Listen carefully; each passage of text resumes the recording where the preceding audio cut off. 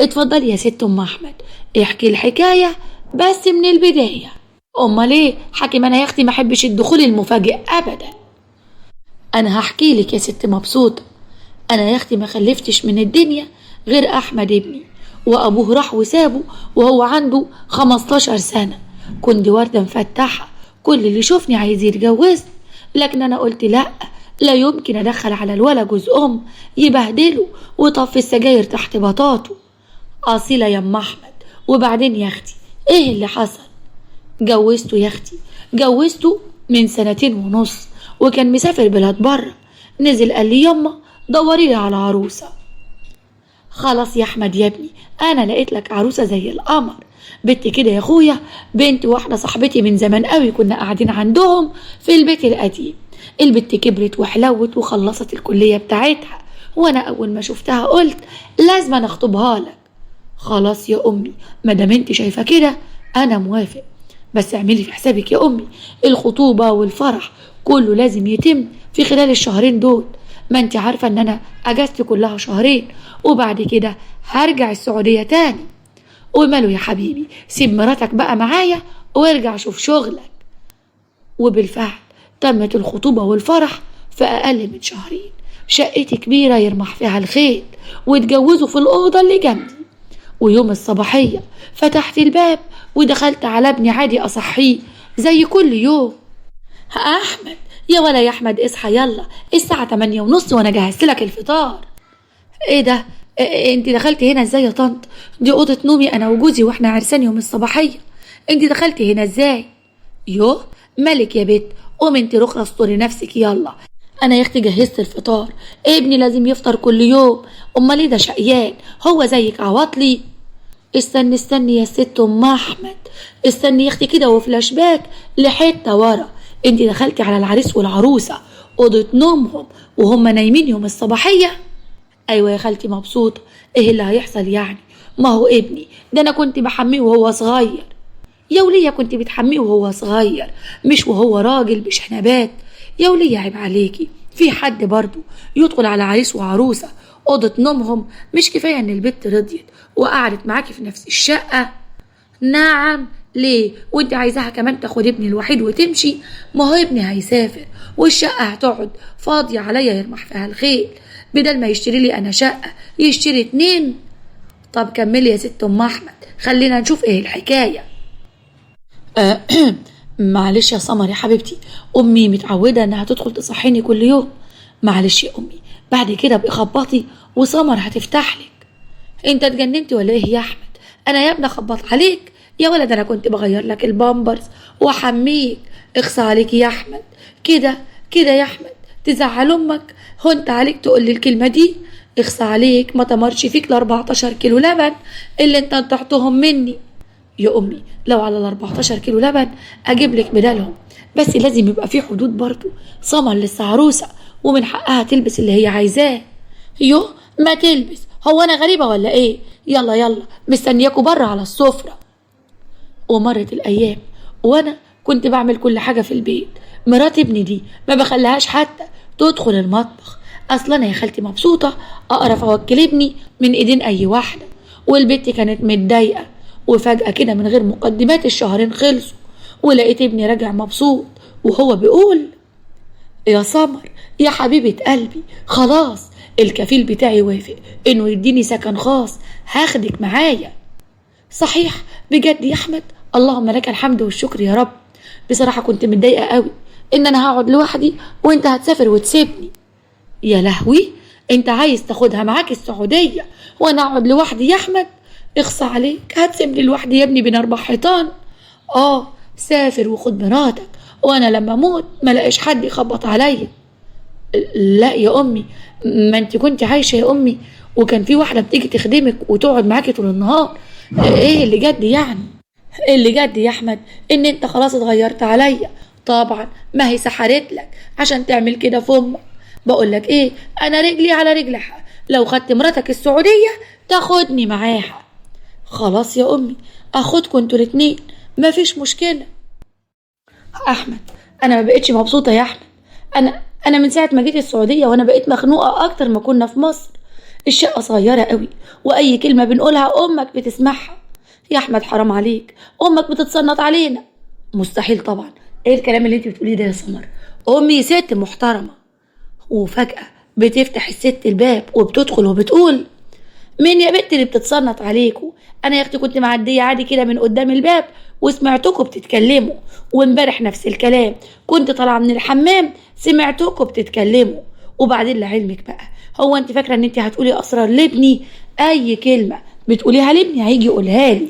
ده ابني، ابن امه، اللي انا يا اختي عشت العمر كله عشان اربيه وما رضيتش اجيب له جوز صح يا احمد؟ لو سمحتي يا امي ما تفتحيش الباب علينا وتدخلي كده تاني من غير ما تخبطي. اظن يعني دي خصوصيه وده اقل حاجه. وسمر عندها حق، مش اي موضوع يا امي تتدخلي فيه. سمر تعبانه وعلى وش ولاده زي ما انت شايفه كده يا احمد، بتنصرها عليا. طبعا ما انت كنت عايز ترميني في مصر وتسيبني لوحدي لك لابس سكك وتجيب الست هانم تفسحها هنا. نتفسح ازاي يعني يا حماتي؟ هو انت بتسيبينا؟ ده احنا على السرير بتاعنا ومش عارفين ناخد راحتنا. اي خروجه بتيجي فيها، ده حتى لو احمد واخدني ان انا اروح للدكتور لازم تيجي معانا. طبعا، هو انت فاكره اللي في بطنك ده هيبقى ابنك لوحدك؟ لعلمك بقى انا اللي هرضعه وانا اللي هغير له وانيمه معايا كمان. احمد اتفضل بقى اتصرف مع الست والدتك عشان ما بقتش مستحمله بجد. ومرت الايام يا خالتي مبسوطه، والبت ولدت وجابت ولد زي القمر، وكل شويه تيجي تقولي: لو سمحتي يا حماتي، الولد بعيط وانا صدري شد عليا، عايزه ارضعه. بقولك ايه، انا جبت له لبن صناعي، وبصراحه ربنا كده مش عايزه الولد يتعلق بيكي زياده عن اللزوم. روحي يا اختي، روحي شوفي لك شغلانه تانية اعمليها. ازاي يعني يا حماتي؟ ده ابني انا وانا اللي لازم ارضعه وربنا باعت له رزقه، ازاي تقولي كده؟ بقولك ايه، انا ربيت يا اختي ابوه شحط زي الطور، وراكي اهو سامعني، واللي انا اقوله تسمعيه. ولعلمك انت نزلت امبارح من غير ما تقوليلي ورحت جبت للولا شويه هدوم هلاهيل، هتنزلي ترجعيهم تاني؟ ولا اقولك ابعتيهم يا اختي لاخواتك في مصر، ابني ما يلبسش الا على ذوقي. ولا ايه يا احمد؟ طبعا يا امي، انت ذوقك حلو جدا وتربيتك ما شاء الله عليها، ما انت حتى لسه قايلاها، انت ربيتيني زي الطور واقف قدامك. بس هي امه برضه يا امي، وبتقول لك صدرها تعبها من اللبن وربنا بعت له رزقه، ليه انت تحرميه؟ بقول لك ايه يا احمد، اللي انا اقوله هو اللي يتنفذ، انت فاهم ولا لا؟ وبقول لك ايه يا اختي، ما تحاوليش تدخلي المطبخ تاني عشان انا بقرف من اكلك، فاهمه ولا لا؟ في ايه يا حماتي؟ هو انت مش عايزاني اطبخ ولا عايزاني اشيل ابني ولا اربيه ولا حتى اجيب له هدومه ولا عايزاني اقعد اتكلم مع جوزي؟ انا حاسه ان انا ضيفه هقعد معاكوا شويه وهمشي. قولي يا رب يا اختي. بقول لك ايه، هو انت داخله علينا بالحنجل والمنجل، عايزه تاخدي ابني ودلوقتي كمان عايزه تاخدي ابنه؟ لا، يا كده يا اما نزلوني مصر اقعد لوحدي وكلاب السكك تاكلني. لا يا حماتي، على ايه؟ انا اللي هنزل مصر، انا هكلم اهلي واخليهم يحجزوا لي على اول طياره وسايبالك البيت وماشيه. هو ده اللي حصل يا خالتي مبسوطه. البت يا اختي قال ايه زعلت ونزلت مصر لوحدها، وقال ايه ابوها بيقول له لابني لا اما تقعد لوحدها وانا انزل، واحده بس تفضل في السعوديه مع ابني، يا انا يا هي. انا يا اختي نزلت من قهرتي، والولا قال ايه نزلني ونزل معايا عشان يصالحها. يرضيكي يا خالتي مبسوطه؟ اولا كفايه كلمه خالتي مبسوطه دي، عشان قلتلك ان انتي دفعه امي الله يرحمها وبشبش الطوبه اللي تحت راسها. ثانيا يا حاجه، هو انت عشان ربيتي ابنك وترملتي عليه يبقى خلاص بقى حكر ليكي؟ ابنك كبر زي ما انت بتقولي وبقى راجل ملو هدومه، ولازم يكون له حياته الخاصه، مراته، ابنه. وهي ام زيك بالظبط، عايزه هي كمان تربي ابنها عشان يبقى زي الطور زي ابوه. ولا ايه رأيك؟ تحرمي البيت انها ترضع ابنها، تحرمي البيت انها تجيب لابنها هدوم علشان كل حاجة تبقى على ذوقك انتي؟ اسمحي لي بقى يا ست ام احمد، انتي ست مفترية، اي والله العظيم ما بجاملك، انتي فعلا مفترية. وعشان كده انا عايزة اقولك، مش معنى ان ابنك يبقى بار بيكي ان انت تفضلي لازقاله، دي سنة الحياة، كل واحد بيطلع من دايرة امه وابوه ويبدأ ليه دايرة جديدة. زي ما انت زمان اتجوزتي واحد وخدتيه من امه وبقى جوزك وملكك وربيتي عيل ومحدش كان يقدر يحط ايده عليه، صح يا ام احمد؟ بصراحة يا خالتي مبسوطة، انت عندك حق، بس انا بحب ابني برضه ومتعلقة بيه قوي. يا حاجة ام احمد، ابنك هيفضل ابنك طول العمر، مستحيل حد ياخده ولا يغير الموضوع ده، انما هو له مراته، ومراته لها جوزها ولها بيتها وابنها، ولازم هي كمان تاخد دورة الحياة الطبيعية. احنا مش اشتريناها ولا ابنك ده حكر عليكي. خليكي حما خفيفة لطيفة ظريفة كده. طب ما انا اهو قاعدة لوحدي، والبنت سعيدة بكرة تتجوز وتمشي وتسيبني، وما خلفتش، يبقى ايه؟ هموت يعني؟ ولا هي دي سنة الحياة؟ سيبي ابنك يعيش وما تبقيش تقيلة على قلبه، ما تبقيش سبب نكد ليه ولمراته. خلي مراته ترجع معاه، وانت خليكي عايشة زي ما انت. خليهم يجولك بالحب مش يجولك غصب عنك. خليها يا ست تخلف عيل واتنين وتلاتة، وساعتها هتزهق من المسؤولية وترمي عليكي، بس كله بالحب يا حاجة، مش بالتحكم ولا بالسيطرة اللي انت فيها. عندك حق يا خالتي مبسوطة، تصدقي انت ريحتيني قوي. طب يا اختي ادام انا ريحتك يبقى انت كمان ريحيني، وبطلي تقولي لي يا خالتي مبسوطة. انا اللي قدي يا ام احمد، لسه يا اختي ما دخلتش دنيا. بنتي يا سعيدة تعالي يا مقصوفة الرقبة. أنا هنا يا خالتي، سمع الحكاية من الأول. وبعدين يا أختي بتصالحي الولية على ابنها ليه؟ ما كان هيطلق البيت وكان هيتجوزني، وأنا يا حماتي كنت أخليكي تطبخي وتنظفي وتربي العيال وتعملي كل حاجة. في إيه يا خالتي مبسوطة؟ بدل ما تصطاديلي عريس بتصالحي الناس يا أختي على بعضيها، بلا خيبة. شفتي البيت؟ عايزانا يا بنتي نخرب البيوت؟ يا بنتي يا عبيطة، بكرة تطلي بالأبيض ويجيلك الفارس اللي يخطفك على حصانه، وافرح بيكي واعمل لك فرح اليوتيوب كله يتفرج عليه. يلا يا اختي انهي الحلقة وخلي خالتك ام احمد تمشي، لانها بصراحة ربنا رفعت لي ضغطي انا والمتابعين. ولا انتوا رأيكم ايه؟ الست ام احمد رفعت ضغطكم ولا انا قاسية وبتبلى عليها؟ مستنية رأيكم في الحكاية تحت في التعليقات. انزل يا ابني بتتر النهاية واقفل الحلقة على كده، فركش. ايه يا بنت الدلع ده كله؟ ايه يا بنت كل المكياج اللي انت حطاه ده؟ يا خيبة الامل، ده انت يا بنت يا سعيدة بقيتي شبه عروسة المولد. ايه يا خالتي بقى، مش العريس جاي يخطبني ولا ايه؟ ما انا لازم اتزوق وابقى حلوة. اموت واعرف وقعتي عليه فين يا بنت العريس ده؟ في السوق يا خالتي وانا بجيب الخضار، قال لي اسف معلش يا ست البنات. وساعتها يا خالتي عرفت انه بحبني وعينه مني، ساب كل البنات اللي في السوق وخبط فيا انا. هي قديمة ومعروفة طبعا، بس مش مهم، المهم الحب يا خالتي. زي ما فهمتك ظروف العريس، ظروفه مش قد كده، بلاش الطلبات اللي تعجز بتاعتك دي. انا عايزة اتجوز يعني عايزة اتجوز، بقولها لك بالمفتشر اهو، واحنا مش في بينا كسوف. ليه يا اختي؟ ايه يا اختي اللي طلبات اللي تعجز؟ ما انا هطلب فيكي يا بت زي كل البنات، هو انا هديك لي هدية ولا ايه؟ لا يا خالتي انا مش عايزة زي كل البنات، انا عايزة ابقى زي كل البنات في ان اتجوز وكل البنات اتجوزوا، وانا لا يا خالتي. انا على رأي المثل طلعتي فوق السطوح هز الهوا كمي، كل البنات اتجوزوا وانا قاعدة جنب امي. كل البنات اتجوزوا يا خيبة الامل وطلبوا وتنفذ لهم طلباتهم، انما يا خيبة الامل اللي بتروح رخيصة بتروح تعيسة. انا مش عايزة حاجة خالص، بصي الحاجات العادية انا راضية بيها، ان شاء الله حتى دبلة، المهم ان انا اتجوز يا خالتي. دبلة؟ انا نفسي اعرف انت طالعة مدلوقة كده لمين؟ دومك الله يرحمها كانت تقعد كده وتنقي. يا خالتي مش لما يكون في اللي يتنقى منهم، ده هو واحد كده غلطة. عشان خاطري يا خالتي، عشان خاطري سلكيها. بقولك ايه، لو عقدتيها انا ممكن اطفش وهج واسيب لك الدنيا كلها.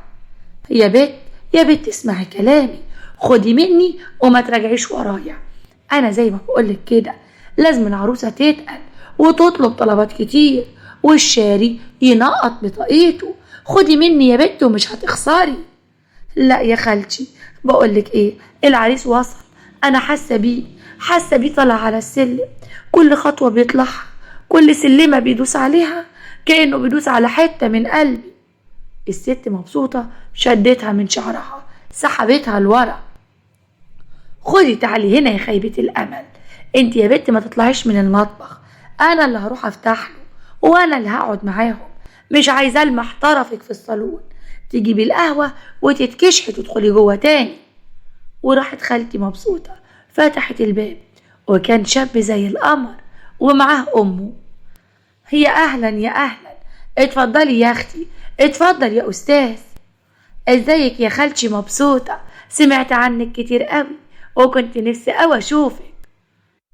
خالتك جاكي خلخلت سنانك، قصدي أهلا أهلا أهلا يا أم العريس، اتفضلي ادخلي يا أختي. دخلوا وقعدوا في الصالون. أم العريس بتبص للخالة مبسوطة وهي بتقول: انت طبعا عارفة ان احنا جايين طالبين ايد بنتكم سعيدة لابني مودي، ربنا يحميه يا رب. ايوه يا اختي عارفة، تشرفنا يا استاذ مودي. بقول لك ايه يا ست مبسوطة، انا ما كنتش شفت سعيدة، ما اعرفش اذا فيها مواصفات البنت اللي تنفع لمودي ابني ولا ما فيهاش. هو يعني بعيدا عن ان مودي ما ردش عليا، بس احب اعرف ايه هي الصفات اللي تنفع سعادة البيه الاستاذ مودي ابنك يا اختي.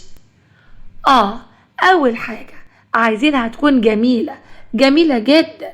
وتاني حاجة لازم تكون بتعرف تخدمني، وتعرف تلبس وتكوي وتغسل وتنشر وتربي طيور، وتكون كمان شيك قوي في نفسها، وبيضة وشعرها طويل، ولا تكون طويلة ولا قصيرة، لا تخينة ولا رفيعة، وتعرف تطبخ، احنا عايزينها طباخة ولا الشيف الشربيني، وتعرف كمان تشتغل عشان تسجل مصاريفها، حاكم الايد البطالة لا مؤاخذة نجسة.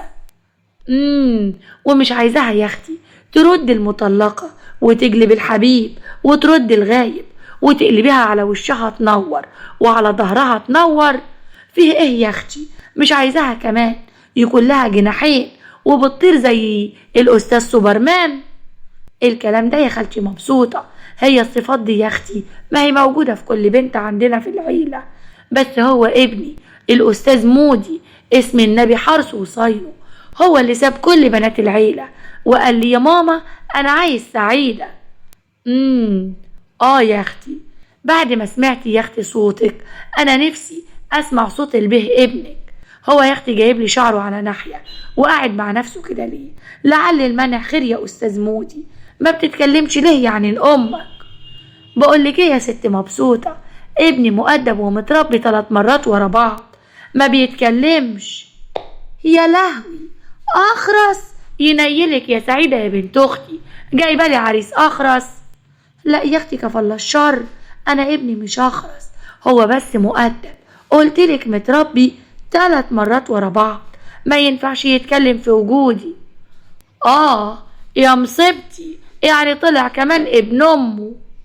نعم يا ست مبسوطة، بتقولي ايه؟ يا اختي ما بقولش حاجة، خلينا احنا هنا.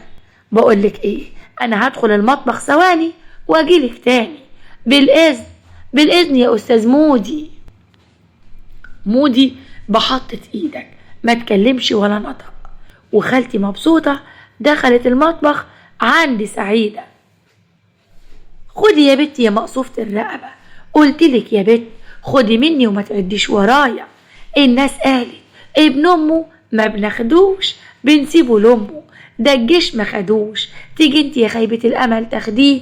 ايه يا مسخوطة ده يا بنت، انا هطلع اطردهم، دمه فقعت المرارة. لا يا خالتي عشان خاطري انا راضية بابن امه، انا هحبه وهحب امه كمان. جاكي وجع في قلبك يا خيبة الامل، تحبي مين يا بت؟ انت مش شايفه شكله يا بت؟ ده مفضي نص برطمان الجل على شعره وجايب شعره على ناحية يا بت، ده البنطلون هيقع منه. يعني انا يا خالتي كنت لقيت الحلو وقلت لا؟ والنبي يا خالتي ما تزوديش همي اكتر من كده. يا بت يا بت، هو انا بطفي السجاير في قفاكي ولا بعمل فيكي ايه يا بت؟ ده انت ست البنات، وبكره ربنا يعوض عليكي خير، وبكره يا حبيبتي يجيلك عريس يستاهلك. يا بت يا بنت خدي مني وما تعدش ورايا.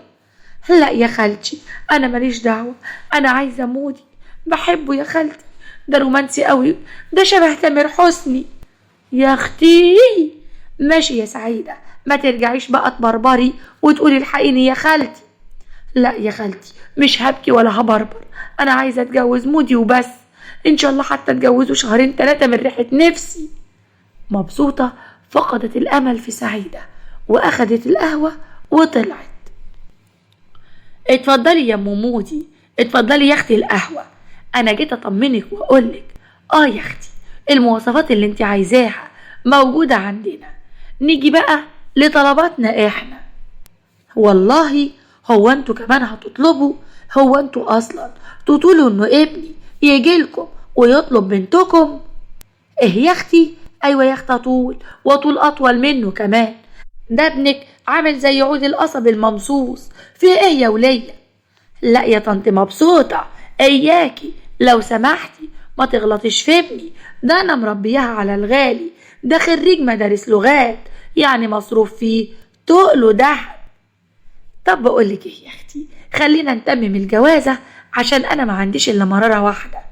قولي لي يا اختي، هو شقة الاستاذ مودي كم اوضة بالصلاة على النبي؟ شقة ايه يا ست مبسوطة؟ هو في شاب يا اختي دلوقتي عنده شقة تمليك؟ لا طبعا، انا ابني لا عنده شقة تمليك ولا يقدر يأجر، انا ابني هيسكن معاكوا هنا، ما انتوا 2 ولاية ولازم لكم راجل ملو هدومه. نعم يا اختي، يسكن معانا فين لا مؤاخذة؟ انا يا اختي بحب اخد راحتي وراحرح كده في البيت، لا مؤاخذة يا اختي انا طول الصيف لابسة من غير هدوم. يسكن معاكي في شقتك يا عينيا عشان ابني ما عندوش شقة، مش كده ولا ايه يا مودي؟ وانت طبعا هتبقى الراجل بتاعهم وسندهم وظهرهم. اتكلم يا عينيا وسمع خالتك صوتك. ايوه فعلا يا خالتي، انا ما عنديش امكانيات اجيب شقة. اللهم صل على النبي، يا اخويا ده صوتك في انوثة اكتر مني. ما معروفة يا اختي، معروفة عند كل الناس، العريس هو اللي بيجيب الشقة، ما عندوش امكانيات يبقى يستنى لما يبقى عنده. بقولك ايه يا ست مبسوطة، الكلام اللي انتي بتقوليه ده عند الناس علشان هم هياخدوا اي عريس، اي عريس عادي، انما بنت اختك هتاخد ابني مودي، اسم النبي حرصه وصاينه. يا اختي وماله، عندك حق، هو مودي بيه بيشتغل ايه؟ يعني ما خدتش بالي، معلش، انتي بتقولي ان هو بالصلاة على النبي خريج مدارس اجنبية ومصروف عليه تقله دهب. لا طبعا يا طنط، انا ما بشتغلش يا طنط مبسوطة. يا حلاوتك يا جمالك، خليت للحلوين ايه؟ امال يا عينيا بتصرف منين؟ بص يا طنط مبسوطة، سعيدة قالت لي ان عندها ورث كبير قوي من طنط مامتها ومعاها فلوس. احيه، يعني سعيدة هي اللي هتصرف عليك؟ ايه الكلام ده يا طنط مبسوطة؟ يعني ايه تصرف عليا؟ انا راجل ملو هدومي وما اسمحلكيش، انا لا يمكن اعيش من عرق واحدة ست، هي سعيدة هتصرف على البيت وانا هعيش معاها في البيت.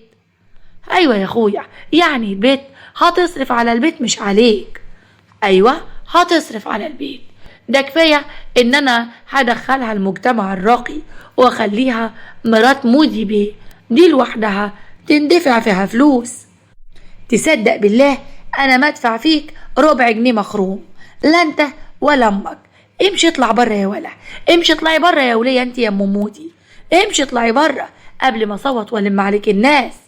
وبسرعة جت سعيدة من جوه وهي بتقول: يا لهوي يا لهوي، انت بتعملي ايه يا خالتي؟ عشان خاطري انا هاخده معايا في اوضتي، ده نسمة مش هتحسي بيه، ده انا قلتلك شبه تامر حسني، بذمتك حسيتي بوجوده؟ يا خيبة الامل، ما هي دي المصيبة، ان انا ما حسيتش بوجوده، ما فيهوش شخصية.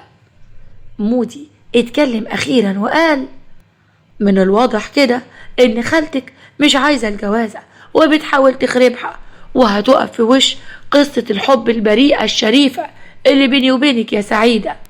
خالص يا مودي، لحظة بس يا حبيبي، انا هاخد خالتي البلكونة اتكلم معاها واجيلك طوالي، بقولك ايه يا مودي، انا هتجوزك، يعني هتجوزك لو الحرب قامت والكهرباء اتقطعت وامريكا ضربتنا، هتجوزك يا مودي، يعني هتجوزك. سعيدة شدت خالتي مبسوطة وراحت بيها على البلكونة. يا بنتي يا مقصوفة الرقبة، انت ازاي تقولي له ان انت عندك ورث؟ ورث ايه يا خيبة الامل؟ ده اغلى حاجة عندنا الانتريه، والورث اللي انت خدتيه من امك السلسلة اللي في رقبتك وغوشتين في ايدك. اعمل ايه يا خالتي؟ بحبه وعايزة اتجوز، عايزة اتجوز يا خالتي. يا بنت هنصرف على شحط، هتأكليه منين يا خيبة الامل؟ عشان خاطري يا خالتي، عشان خاطري جوزهولي، هو بيحبني، وبعد ما نتجوز اعملي فيه ما بدالك، هسيبهولك تظبطيه زي ما انت عايزة. حاضر يا سعيدة، امر لله يا بنت اختي، بس لو كنت تاخدي مني وما تعديش ورايا كان قلبي يرتاح. طلعت مبسوطة وهي واخدة نفسها وبتقول: اهلا وسهلا يا حبيبي، اهلا وسهلا يا ام مودي، احنا يا حبيبتي نأسف على العطل، معلش بقى الشبكة كانت واقعة. خلينا بقى نتكلم في المهم، الشبكة والمهر والفرح، الحاجات دي اظن ده عادي وبيحصل في كل العائلات. طبعا بيحصل يا طنط، بس انا بصراحة ربنا كل الحاجات دي ما عنديش. نعم يا نن عين امك، يعني ايه يا اخويا؟ مش هتجيب دهب؟ مش هتدفع مهر يا ولا؟ امال لا مؤاخذة، يعني ايه دورك في الجوازة دي؟ انا هتجوزها، ما تتكلمي انت يا ماما. بقولك ايه يا ستي مبسوطة، بنت اختك هتبقى مدام مودي، ودي في حد ذاتها يندفع فيها فلوس. ده اذا يعني كنتوا عايزين عريس وعايزين تنقذوا البيت من قطر العنوسة. والله يا اختي احنا عايزين عريس يتجوزهم هما الاتنين. ايه ده؟ خالتك بتغلط فيا يا سعيدة، وانا حاسس كده ان كرامتي بتتهان. لا يا مودي، خالتي ما تقصدش يا حبيبي، بالراحة شوية يا خالتي، خلي الجوازة يا اختي تتم. يا بنت لا شبكة ولا مهر ولا شقة، امال هيعمل ايه؟ هيديني اسمه، هيديني قلبه، بحبه يا خالتي، يا خالتي ده شبه تامر حسني. سمي لما يسمكوا انتوا الاتنين وتامر حسني تالتكوا، ربنا ينتقم منك يا بعيدة، هتحطي راسي في الطين. بقولك ايه يا اختي، ما ينفعش يا حبيبي، لازم تدفع مهر رمزي اي حاجة، ولازم تجيب شبكة برضو، ده انا برضو مش قليلة ومنظري مهم جدا قدام الناس. خلاص يا طنط مبسوطة، انا ممكن اجيب دبلة عشان عيون سعيدة، عشان بس تعرفي ان انا دافع ومكلف في الجوازة دي وشاري كمان. تسلم يا قلبي سعيدة، هو انا حبيتك من شوية؟ ربنا ما يحرمنيش منك، ده انت هتبقى راجلي وسندي وحبي كله. طبعا اذنكم بقى نستأذن احنا، والخميس الجاي ان شاء الله هنيجي نلبس دبل، بس بعد اذنكم انا عايزة اكلم سعيدة دقيقة كده على انفراد. هو ماله يا اخويا؟ ده انت حتى ما قريتش فاتحة. قومي يا اختي اتكلمي معاه على انفراد، على الله تطلعي منه بكلمتين على بعض. سعيدة اخدت مودي وراحوا البلكونة، ومودي بيقول: بقولك ايه سعيدة يا حبيبة قلبي، انت طبعا عارفة ان انت قلبي القلب وروح الروح، بس انا ما عنديش امكانيات اجيب دبلة، ومش عايزة اضيعك من ايدي، وخالتك بتطلب طلبات تعجيزية. هو لا يهمك يا حبيبي، بقولك ايه، امسك السلسلة دي وامسك كمان غوشة من بتوعي وهات بيهم دبلة. وبعدين هو انا مش محولة لك فلوس على فودافون كاش وقلت لك وانت جاي تجيب بوكي ورد لخالتي وتجيب معاك علبة شوكولاتة، هي بتحب الحلويات؟ معلش يا حبيبتي، اصل المحل كان قافل. محل ايه بس اللي كان قافل؟ ما البلد مليانة محلات. بقولك ايه، خد السلسلة والغويشة واعمل لي فرح كده اتشرف بيه، وهات لك بدلة وهات لي فستان، وان شاء الله هنجيب دبلة. بقولك ايه يا مودي، انا بحبك وواقفة معاك وطلعت جدع معاك اهو، اوعى ما تكونش بتحبني وتشمت فيا خالتي. اخصى عليكي، طب ده انا بحبك حب ما حبوش عنتر لعبلة، بحبك حب ما حبوش قيس لليلى، بحبك حب ما حبوش احمد لنجوى. احمد مين ونجوى مين؟ ما تاخديش في بالك يا حبيبتي، المهم انا هطلع امشي دلوقتي ونتقابل يوم الخميس. ومشي مودي هو وامه، وسعيدة كانت مبسوطة قوي، ومبسوطة قفلت الباب وبتبص لها بقرف. في ايه يا خالتي بتبص لي من فوق لتحت كده ليه؟ يا بت، كان نفسي ليكي جوازة تشرح القلب، راجل طول بعرض، راجل يصرف عليكي، مش انت اللي تصرفي عليه يا خيبة الامل. يا بت خدي مني وما تعديش ورايا. اوف بقى يا خالتي، هعمل ايه يعني؟ اهو راجل وخلاص، والمثل بيقول ضل راجل ولا ضل حيطة. فعلا عندك حق، بس المثل قال راجل، ايه دخل مودي في الرجالة؟ بقولك ايه يا بت، ده مودي ده عايز حيطة تميل عليه وعلى امه في ساعة واحدة، ونلبس الاسود 3 ايام، وبعدها يا اختي نقلع ونعلق الزينة ونوزع شربات كمان على الحارة. بقولك ايه يا خالتي، انا بحبه، وزي ما قلت لك هتجوزه يعني هتجوزه، عديها بقى وحياة امك. يا بنتي يا خيبة الامل، ده طمعان فينا. يا خالتي مش طمعان ولا حاجة، بس هي ظروف الشباب زي الزفت، وانت يا خالتي لازم تساعدي الشباب. صدقيني يا خالتي، مصر مش هتنسالك اللي انت عملتيه ده ابدا. يا بنت، ده جاي لنا بايد ورا وايد قدام، ده انا نفسي في يوم كنت تتخطبي عشان يفضل عريس داخل عليا بجاتوه، بحاجة حلوة، ان شاء الله بقفص جوافة، لكن ده داخل ايد ورا وايد قدام. يا خالتي قلتلك المحلات كانت قافلة، هو يعني هيكذب عليا ولا ايه؟ برضو؟ طب يا خيبة الامل، ادخلي نامي عشان بكرة هتروحي تجيبي الدبل. اول مرة اشوف جوازة بالمجهود الذاتي. تاني يوم الصبح راحوا محل الدهب علشان يختاروا الدبلة. مبسوطة اختارت دبلة حلوة قوي، وهي بتقول تعالي يا بنتي يا سعيدة، الدبلة دي حلوة قوي وهتبقى في ايدك زي العسل. لا يا طنط، دي تقيلة جدا، عايزين حاجة اخف شوية، فلوسي خلصت. فلوسك خلصت في ايه يا حبيبي؟ هو احنا اشترينا حاجة عشان الفلوس تخلص؟ هو انت يا اخويا مش هتجيب حاجة غير الدبلة؟ ده حتى محبس يحكم الدبلة ما جبتش. خلاص بقى يا خالتي، مش لما اتحكم انا الاول يبقى نحكم الدبلة؟ على رأيك صدقتي، يعني لا هيجيب شقة ولا هيجيب مهر ولا حاجة، ومستكتر حتة دبلة زي الناس. يا ابني الناس هتقول علينا ايه؟ وهنا امه ردت وقالت الناس يا اختي هتقول اخدت راجل بدل ما هي قاعدة لوحدها كده، بنت اختك دخلت في ال30، صح يا بنت ولا ايه؟ يا اختي ما تدخل ولا تقعد في بيت ابوها حتى لل90، حد قالك قاعدة في الشارع ولا مش لاقية تاكل؟ يا لهوي يا خالتي، عايزة انا اقعد من غير جواز لل90؟ لسه هستنى كل ده؟ يا اختي احنا دي امكانياتنا، ولو عاجبك يا سعيدة وبتحب ابني خلاص، ولو مش عاجبك نفضها سيرة. لا يا خالتي، عاجبني قوي يا حماتي، حتى لو ما جابش دبلة برضو بحبه، وحبه مكلبش جوه قلبي. طب بقولك ايه، هاتي ايدك يا سعيدة انا هلبسها لك. يا خراشي على الحنية والرومانسية، فشر تامر حسني، خد يا عينيا لبسني الدبلة.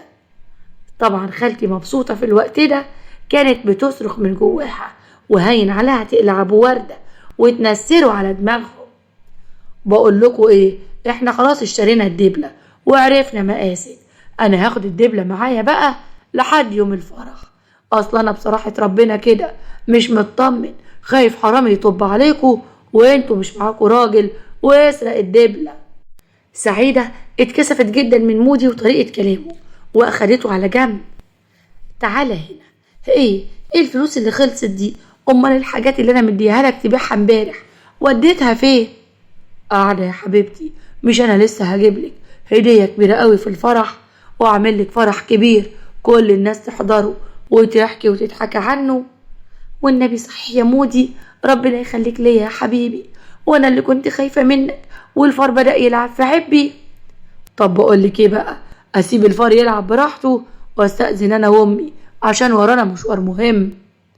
مبسوطة بتبص لهم بعد ما مشيوا وبتقول لسعيدة الواد ده طمعان فيكي ومش هنقدر نلمه بعد كده، عشان انتي قاعدة تقولي له معلش، ويا حبيبة امك الواد ده مش وش جواز، وبكرة تقولي خالتي مبسوطة قالت.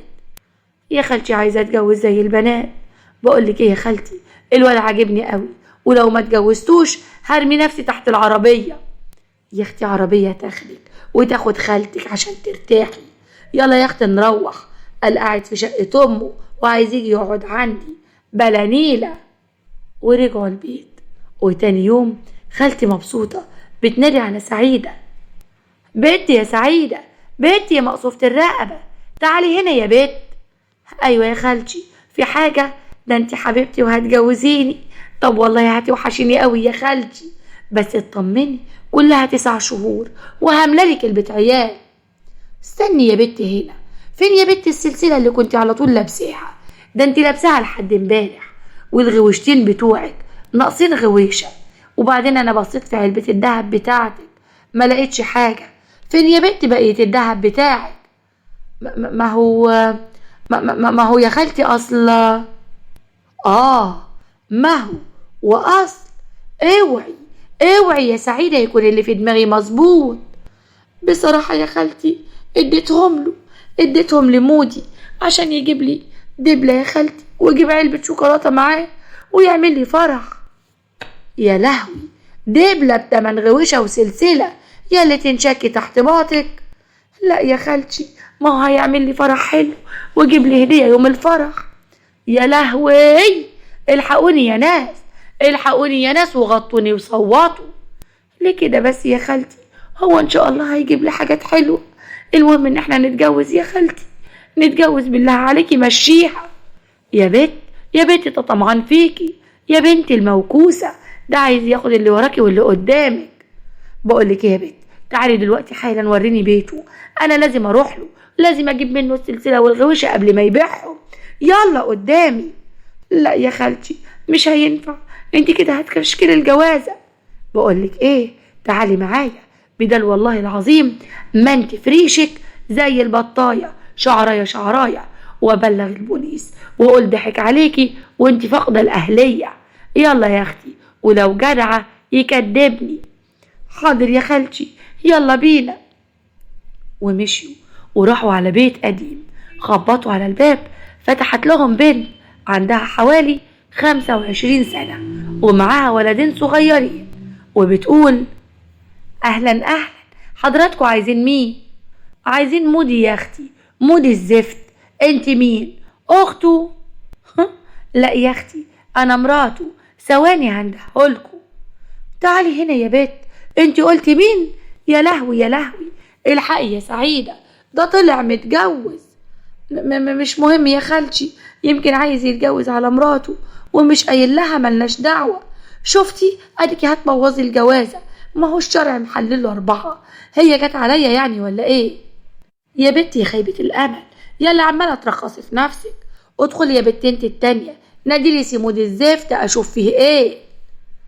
طلع مودي ومبسوطة مسكته من هدومه وقالت دهب البت يا واطي، وإلا والله العظيم أفرج عليك الشارع كله. دهب ايه يا ست انتي بتقولي ايه اصلا؟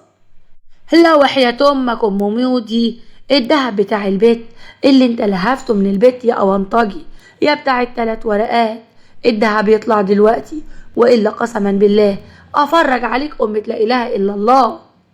وفي ثانية البوليس كان واقف وبيقول انت مطلوب القبض عليك في تهمة احتيال. اهلا يا حضرة الضابط، والنبي يا اخويا قلبك حاسس بيا، انا كمان هتهمه، كنا بندور عليه يا اخويا، اخدها بالبيت، هاتهولي يا باشا، اعدمه يا باشا. انا مش عارف انت بتتكلمي على ايه يا ست، بس الشخص اللي قدامك ده بيضحك على البنات، انا مش فاهم، دي 7 بنت تيجي تقدم فيه بلاغ، والله ما انا عارف البنات المسطولة بيعجبهم على ايه. يلا يا عسكري، حد الزفت ده وتعالي ورايا. خالتك مبسوطة راحت وراهم على الاسم، ولانهم دخلوا فتشوا البيت واخد حاجات كتير قوي الظابط علشان مبسوطة تتعرف على حاجتها. ايوه يا سيادة الظابط، هم دول يا اخويا السلسلة والغويشة، الخاتم ده عاجبني، ممكن اخده؟ خد اللي يخصك بس يا ست. بقولك ايه، لولا ان انت ست طيبة وانا عارفك كويس قوي ما كنتش حليتك، وازاي ان انت وبنت اختك تمشوا ورا النصابين. طب ده انت بتحل العقد والمشاكل. معلش يا اخويا، ما يقع الا الشاطر، هنعمل ايه؟ شفت يا خيبة الامل، فضحتني قدام الحكومة. شكل ايه دلوقتي قدام الناس، قدام المتابعين بتوعي، يقولوا عليا غرقت في شبر مية. اطلعي قدامي طلعت روحك. استني يا خالتي بالله عليكي، انا عايزه اسال مودي الحبس قد ايه؟ انا هطلع اصيله واعمل باصلي واستنى لما يطلع من السجن واتجوزه. تعالي هنا مودي في عينك، انا اللي غلطانه ان انا ماشيه ورا عيله زيك وقاعده اقولك حاضر ومعلش. فيها ايه يعني لما ما تتجوزيش؟ فيها ايه يعني لما تقعدي معايا بكرامتك؟ احسن ما تاخدي واحد يهينك ويوجع قلبك. صبرك ولا ندمك على سوء اختيارك يا هبله مش هينفعك يا موكوسه. يا بنت خدي مني وما تعديش ورايا. اعمل ايه يا خالتي؟ كنت عايزه اتجوز، بس انت برضو عندك حق. في مثل بيقول القطر يفوتك احسن ما يدوسك. معلش بقى، بسبب موضوع الجواز ده كنت هضيع نفسي يا خالتي. يا مسهل، واضح كده ان ضرس العقل بدأ يطلع لك. يا رب يطلع من هنا للصبح. لا خلاص يا خالتي، توبة توبة من دي النوبة يا خالتي. ركبوا تاكسي هما الاتنين، والسواق بيقول على فين يا ست هانم؟ سعيدة ردت بسرعة وقالت بقول لك ايه يا اخويا، هو انت متجوز؟ لا والله يا انسة، انا لسه بدور على بنت الحلال. طب هو انت عايز فيها مواصفات ايه يعني؟ يا مصيبتي السودة، نزلني يا اخويا على ناحية. ايه يا بت، هو انت هتمشي في الشارع تصطادي عرسان؟ اسرح شوية وابص من شباك التاكسي الاقيك يا بت بتشقط السواق. في ايه يا خالتي؟ استنيني شوية، ده السواق ده اهو بيشتغل وبيعرف يجيب الجنيه من عرق جبينه، اهو مستوايا في الاختيارات اتحسن شوية. رفعت ضغطي، إلهي يرفع ضغطك، ورفعت ضغط الناس اللي بتتفرج علينا. منك لله اقفل يا ابني الحلقة، النماذج دي خطر على المجتمع. مش خطر بذمتكم، تستاهل موتي صح؟ قوليلها في الكومنتات، وقولوا لكل بنت بترخص نفسها وتتساهل مع اللي بتحبه عشان تمشي الجوازة. صدقيني في فرق بين ان انت ترخصي نفسك وتتساهلي على الاخر، وفرق بين ان انتوا تطلعوا ولاد اصول وعينكم مليانة. سيبي اهلك هما اللي يتكلموا، وكفاية دلقة بقى، فضحتونا ومليتوا البلد. اقفل يا ابني ام الحلقة.